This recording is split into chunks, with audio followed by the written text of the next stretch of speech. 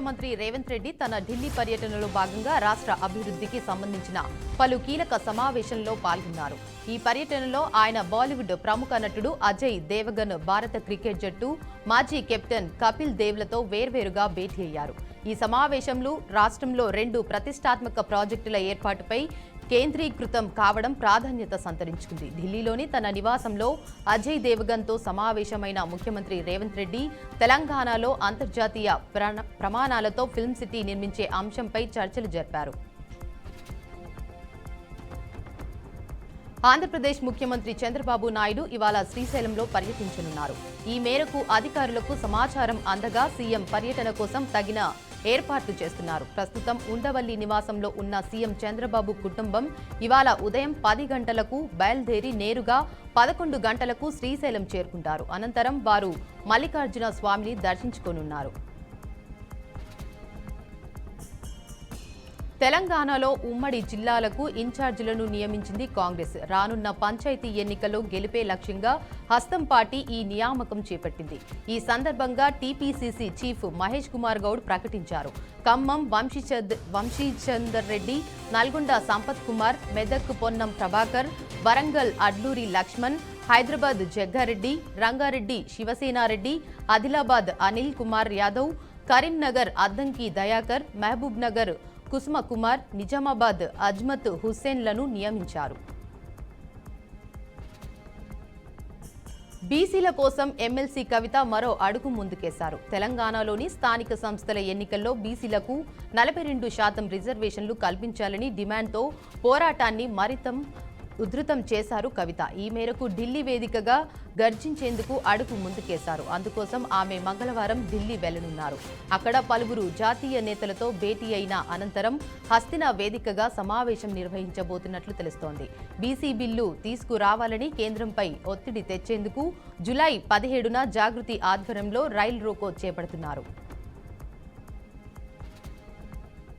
CM Revanth రెడ్డిపై మాజీ మంత్రి కేటీఆర్ తీవ్ర స్థాయిలో మండిపడ్డారు. ఇచ్చిన హామీలను విస్మరించిన రేవంత్ రెడ్డి ప్రజలను మోసం చేసినట్టు కాదా అని ప్రశ్నించారు. తల్లిదండ్రులను చూసుకొని ఉద్యోగులకు 10% కోతలు అనే దానిపై విమర్శలు చేశారు. ఇప్పటి వరకు ఎంతో మంది సీఎంలను చూశామని, వాళ్లకు రేవంత్ రెడ్డికి చాలా తేడా ఉందన్నారు. ఎలక్షన్ ముందు ఒకటి చెప్పి ఇప్పుడు ఒకటి చేస్తున్నారని అన్నారు. నెల్లూరు జిల్లాలో ఉద్రిక్తత నెలకొంది. మాజీ ఎమ్మెల్యే ప్రసన్న కుమార్ రెడ్డి ఇంటిపై దాడి జరిగింది. ఈ ఘటనలో ఇంట్లోని ఫర్నిచర్ ధ్వంసం చేయడంతో పాటు 2 కార్లు కూడా పాక్షికంగా ధ్వంసమయ్యాయి. దాడికి టీడీపీ గుండాలు లేదా ఎంపీ వేమిరెడ్డి ప్రతాప్ రెడ్డి అనుచరులే బాధ్యులు అని ప్రసన్న కుమార్ రెడ్డి వర్గీయులు ఆరోపిస్తున్నారు. దాడికి పాల్పడిన వ్యక్తులు ఇంట్లోకి ప్రవేశించి విధ్వంసానికి పాల్పడ్డారని తెలుస్తోంది. సంఘటన జరిగిన వెంటనే పోలీసులు అక్కడికి చేరుకుని పరిస్థితిని అదుపులోకి తీసుకువచ్చారు. ప్రస్తుతం సంఘటనపై విచారణ కొనసాగుతున్నది. ఈ దాడి రాజకీయంగా కీలకంగా మారింది. శాంతియుత వాతావరణాన్ని భయానకరంగా మార్చిన ఘటన తిరుపతి ఆలయం వద్ద చోటు చేసుకుంది. ఓ వ్యక్తి సైకోలో వ్యవహరిస్తూ ఆలయ సమీపంలో ఉన్న భక్తుల యాచకులపై అతడు విచక్షణ లేకుండా దాడి చేశాడు. దాడిలో తీవ్రంగా గాయపడిన ముగ్గురిలో ఒక యాచకుడు చికిత్స పొందుతూ మృతి చెందగా మరో 2 భక్తులు రూయా ఆసుపత్రిలో చికిత్స పొందుతున్నారు. సైకో తరచుగా తిరుపతిలోని వివిధ ప్రాంతాల్లో ప్రజలను భయభ్రాంతులకు గురి చేయడంతో పోలీసులు అప్రమత్తమయ్యారు. అలిపిరి పోలీసులు, ట్రాఫిక్ సిబ్బంది, స్థానికులు కలిసి వల వేసి అతడిని అదుపులోకి తీసుకున్నారు. అనంతరం అతడిని ఆసుపత్రికి తరలించారు. జనగామ జిల్లా కేంద్రంలో మున్సిపల్ నిర్లక్ష్యంపై ప్రజాప్రతినిధులు గలం విప్పారు. నెహ్రూ పార్కు నుండి అంబేద్కర్ చౌరస్తా వరకు క్లీన్ అండ్ గ్రీన్ పేరుతో నిరసన కార్యక్రమం నిర్వహించారు. తమ పదవి ముగిసినప్పటికీ నుండి ప్రజలు చాలా ఇబ్బందులు పడుతున్నారని మాజీ మున్సిపల్ చైర్మన్ పోకల జమున అన్నారు. మున్సిపల్ అధికారులు మెయిన్ రోడ్డు తప్ప గల్లీలో అసలు క్లీన్ చేయడం లేదన్నారు. ఇదిలా కొనసాగితే ప్రజలు రోగాల బారిన పడే ప్రమాదం ఉందని మండిపడ్డారు. దీనిపై కలెక్టర్, మున్సిపల్ అధికారులు స్పందించాలని డిమాండ్ చేశారు. ఇందిరమ్మ ఇంటి లబ్ధిదారుల విషయంలో రమేష్ అనే వ్యక్తి ఆత్మహత్య చేసుకున్న ఘటనతో ములుగు జిల్లాలో రాజకీయ హీట్ పెరిగింది. ఈ సంఘటనను కేంద్రంగా చేసుకుని బీఆర్ఎస్ పార్టీ నిరసనలకు పిలుపునిచ్చింది. దీనికి స్పందనగా బీఆర్ఎస్లు అడ్డుకునేందుకు కాంగ్రెస్ పార్టీ చలో ములుగు పిలుపునిచ్చింది. రాజకీయ పార్టీలు ఒకదానికొకటి వ్యతిరేకంగా రంగంలోకి దిగడంతో స్థానికంగా ఉద్రిక్తత వాతావరణం నెలకొంది. ఈ నేపథ్యంలో మంత్రుల పర్యటన కూడా ఉండటంతో పోలీసులు ముందస్తుగా బీఆర్ఎస్ నాయకులను హౌస్ అరెస్ట్ చేశారు. సంగారెడ్డి జిల్లా పటాన్ చెరువులో విషాదకరణ ఘటన చోటు చేసుకుంది. చిట్కూల్ గ్రామానికి చెందిన 9 ఏళ్ల చిన్నారి సహస్ర ఇంట్లో కరెంటు లేనందున తన అక్క తమ్ముడితో కలిసి ఫ్యాన్కు టవల్ బిగించి ఆటలాడుతోంది. ఈ క్రమంలో అకస్మాత్తుగా కరెంటు వచ్చి ఫ్యాన్ తిరగడంతో టవల్ మెడ చుట్టుకొని ఆమె ఊపిరాడక మృతి చెందింది. ఈ ఘటన జరిగిన సమయంలో తల్లిదండ్రులు ఇంట్లో లేరు. ఊహించని సంఘటనతో అక్క తమ్ముడు భయోందోళనకు గురయ్యారు. గ్రామస్తులు విషయం తెలుసుకుని సహస్రను ఆసుపత్రికి తీసుకెళ్లినప్పటికీ అప్పటికే ఆమె మృతి చెందినట్లు వైద్యులు నిర్ధారించారు. వికారాబాద్ జిల్లాలోని ఎన్టీఆర్ చౌరస్తా వద్ద విద్యార్థులు మహాధర్నా నిర్వహించారు. సర్టిఫికెట్లు ఇవ్వకుండా విద్యార్థుల భవిష్యత్తుతో చెలగాటమాడుతున్న విద్యా సంస్థలపై క్రిమినల్ కేసులు నమోదు చేయాలని విద్యార్థులు డిమాండ్ చేశారు. రాష్ట్రంలో ఇప్పటికీ 8,000 కోట్లకు పైగా స్కాలర్షిప్ ఫీజు రియంబర్స్మెంట్ పెండింగ్లో ఉందన్నారు. ఈ నిధులను వెంటనే విడుదల చేయాలని, లేకపోతే ఉద్యమాన్ని మరింత ఉధృతం చేస్తామని హెచ్చరించారు. సర్టిఫికెట్లు లేని కారణంగా విద్యార్థులు భవిష్యత్తును దెబ్బతింటోందని ఆవేదన వ్యక్తం చేశారు. సూర్యాపేట జిల్లా రాయనీగూడెంలో కన్న కూతురే అదనపు కట్నం కోసం తల్లిదండ్రులను వేధిస్తోంది. కోల వెంకన్న నాగమ్మ దంపతుల పెద్ద కుమార్తె నక్క సోమేశ్వరి 10 ఏళ్ల క్రితం నక్క రమేష్కు పెళ్లి జరిగింది. పెళ్లిలో 30 కుంటల భూమి, బంగారం, నగదు ఇచ్చారు. పెళ్లి తర్వాత 5 ఏళ్లకు సోమేశ్వరి సబ్ ఇన్స్పెక్టర్గా ఉద్యోగం పొందింది. తర్వాత అదనంగా 1 ఎకరం భూమి, నగదు ఇవ్వాలని తల్లిదండ్రులను ఒత్తిడి చేస్తూ వస్తోంది. సికింద్రాబాద్లో గడువు ముగిసిన వీసాలతో ఉన్న విదేశీయులు అరెస్టు. వీసా గడువు ముగిసినప్పటికీ భారత్లో అక్రమంగా నివాసం ఉండటాన్ని గుర్తించిన టాస్క్ ఫోర్స్ పోలీసులు 4 విదేశీయులను అదుపులోకి తీసుకున్నారు. అదుపులోకి తీసుకున్న 4 2 నైజీరియన్లు, 1 టాంజానియా, మరొకరు సుడాన్ దేశస్థులుగా గుర్తించారు. వీరిపై వీసా గడువు ముగిసిన భారత్ను విడిచిపెట్టకపోవడం చట్టవిరుద్ధమని పోలీసులు తెలిపారు. వీరిలో కొంతమందికి మాదక ద్రవ్యాల వర్తకులతో సంబంధాలున్నట్లు సమాచారం ఉన్నప్పటికీ ప్రత్యక్షంగా దొరికిన ఆధారాలు లేనందున వారిని వారి దేశాలకు పంపించేందుకు చర్యలు చేపట్టిందని చెప్పారు. ఇందిరమ్మ ఇళ్ల కేటాయింపులో అవకతవకలపై కొత్తగూడెం కలెక్టరేట్ ఎదుట బాధితులు ఆందోళనకు దిగారు. భద్రాద్రి కొత్తగూడెం జిల్లా బేతంపూడి గ్రామంలో ఈ వివాదం చర్చనీయాంశమైంది. ఇందిరమ్మ కమిటీ సభ్యుడు అనిల్ కుమార్ అర్హులకు ఇల్లు ఇవ్వకుండా అనర్హుల నుండి డబ్బులు వసూలు చేసి ఇల్లు కేటాయించారని బాధితులు ఆరోపించారు. దీంతో కమిటీ సభ్యులను నిలదీసి వివరణ కోరగా ఏం చేస్తావో చేసుకో అంటూ బెదిరింపులకు పాల్పడ్డామని బాధితులు ఆవేదన వ్యక్తం చేశారు. లంచం తీసుకుని ఇల్లు మంజూరు చేసిన వ్యక్తులపై చర్యలు తీసుకోవాలని, తక్షణమే తమకు న్యాయం చేసి ఇల్లు కేటాయించాలని అధికారులను డిమాండ్ చేశారు. ప్రజలకు దగ్గర కావాలనే ఉద్దేశంతో భద్రాద్రి కొత్తగూడెం జిల్లా అశ్వారావుపేట ఎమ్మెల్యే జారే ఆదినారాయణ ఓ వినూత్న ముందడుగు వేశారు. ఖమ్మం నుండి అశ్వారావుపేటకు వస్తుండగా ముష్టిబండ వద్ద తన కార్ను ఆపి సాధారణ ప్రజలతో కలిసి ఆర్టీసీ బస్సులో ప్రయాణించారు. బస్సులో ప్రయాణిస్తున్న సమయంలో ఎమ్మెల్యే ప్రజలతో స్వయంగా ప్రభుత్వ పథకాల గురించి ఆరా తీశారు. ఉచిత బస్సు ప్రయాణం, రైతు భరోసా, ఇందిరమ్మ ఇండ్లు, విద్య, ఆరోగ్యం వంటి ముఖ్య ప్రభుత్వ పథకాలపై ప్రయాణికులతో చర్చించారు. ప్రజలతో నేరుగా మమేకమయ్యేలా మాట్లాడిన ఎమ్మెల్యే ఏ సమస్య ఉన్నా నన్ను నేరుగా సంప్రదించాలంటూ భరోసా ఇచ్చారు. శ్రీ సత్యసాయి జిల్లాలో జరిగిన వృద్ధురాలి హత్య కేసును పోలీసులు ఛేదించారు. మనూరు గ్రామంలో గత నెల 28వ తేదీన జరిగిన వృద్ధురాలు ముత్తక్క హత్య కేసులో అదే గ్రామానికి చెందిన చౌడప్ప, అతనితో అక్రమ సంబంధం కలిగిన ఉర్మిళాదేవిలను పోలీసులు అరెస్ట్ చేశారు. డబ్బు కోసం పథకం ప్రకారం హత్య చేసినట్లు పోలీసులు విచారణలో చెప్పినట్లు పోలీసులు తెలిపారు. గత నెల 28న ముత్తక్క ఇంటికి వెళ్లి ఆమె గొంతుపై ఇనుపరాడుతో అదిమిపట్టి హత్య చేసి 25,000 రూపాయల నగదు ఎత్తుకెళ్లినట్లు తెలిపారు. సంగారెడ్డి జిల్లా పాషా మైలారంలోని సిగాచి పరిశ్రమలో జరిగిన దుర్ఘటనలో ఆచూకీ లభించని కార్మికులు ఏమయ్యారో తెలియని పరిస్థితి ఏర్పడింది.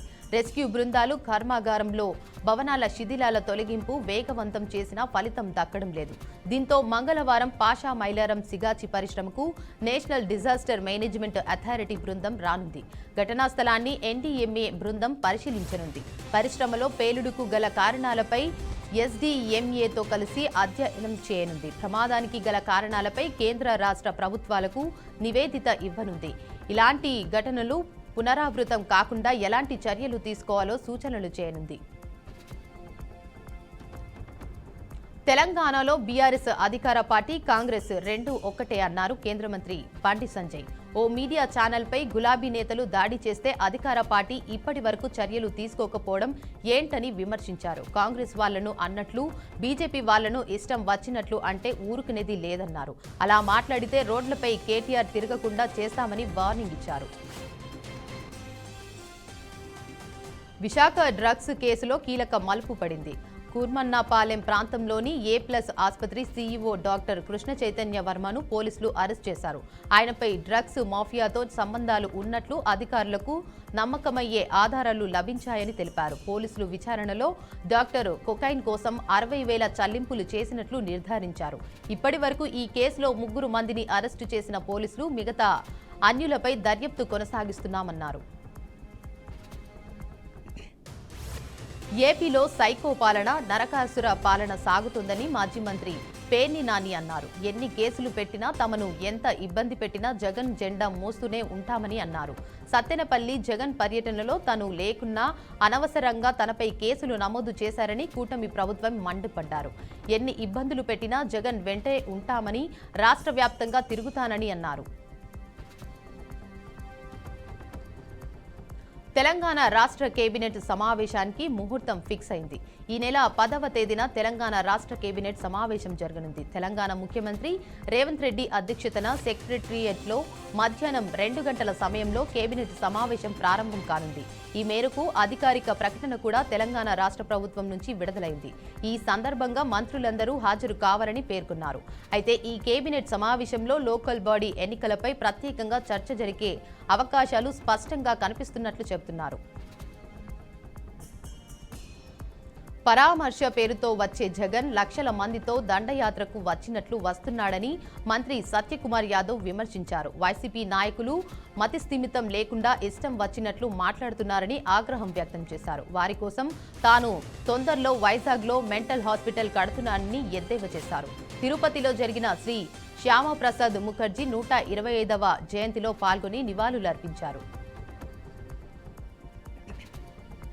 చిత్తూరు జిల్లా పులిచెర్ల మండలంలో ఏనుగుల గుంపు కలకలం రేపుతుంది. పెద్ద ఒడ్డు వద్ద చనిపోయిన ఓ ఏనుగుకు నివాళుల్లా దాదాపు 17 ఏనుగుల గుంపుగా అక్కడికి చేరుకుని పరిసర ప్రాంతాల్లో బీభత్సం సృష్టించాయి. మామిడి తోటలు, వరి పంటలను తొక్కి నాశనం చేశాయి. ఏనుగు కలేభారాన్ని పూడ్చిన గుంతను తవ్వేందుకు ప్రయత్నించడం స్థానికులను ఆశ్చర్యానికి గురిచేసింది. ఒక మామిడి తోటలో ఉన్న వ్యక్తిపై ఏనుగులు దాడికి యత్నించగా అతను కేకలు వేయడంతో గుంపు అడవిలోకి వెళ్లిపోయిందని బాధితుడు తెలిపారు.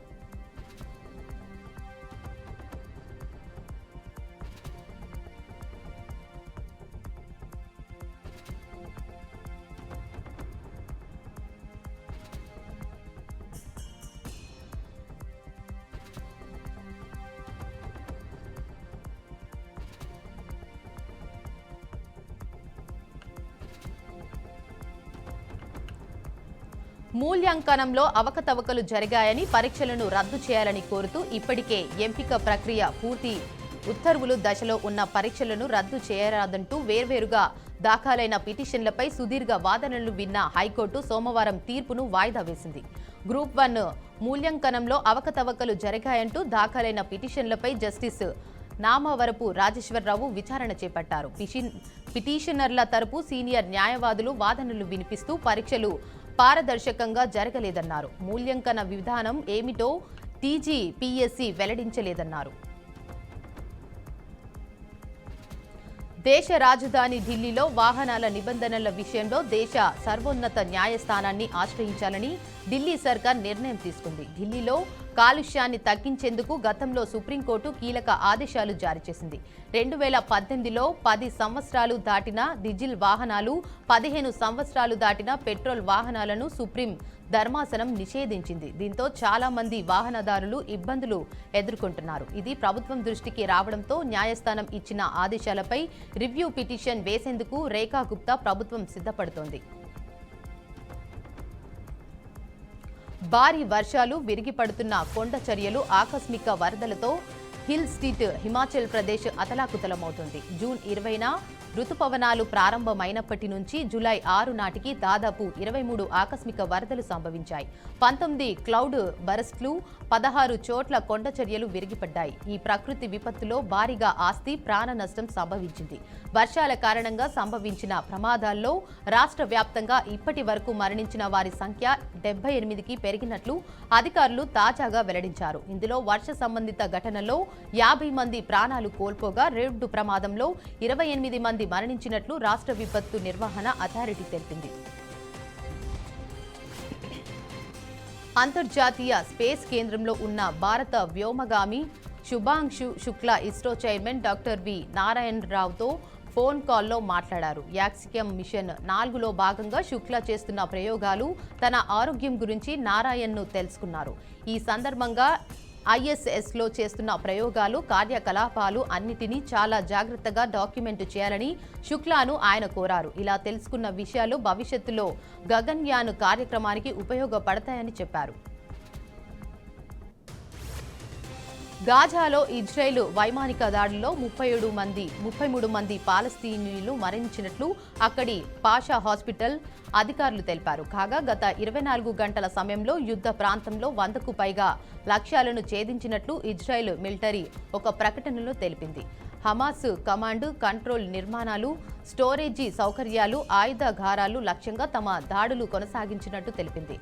హమాస్తో కాల్పుల విరమణ ఒప్పందం నిమిత్తం శ్వేతసాదంలో చర్చల కోసం ఇజ్రాయెల్ ప్రధాని బెంజమిన్ నెతన్యాహు వాషింగ్టన్కు వెళ్లేందుకు సిద్ధమవుతున్న క్రమంలో ఈ దాడి జరగడం గమనార్హంగా మారింది.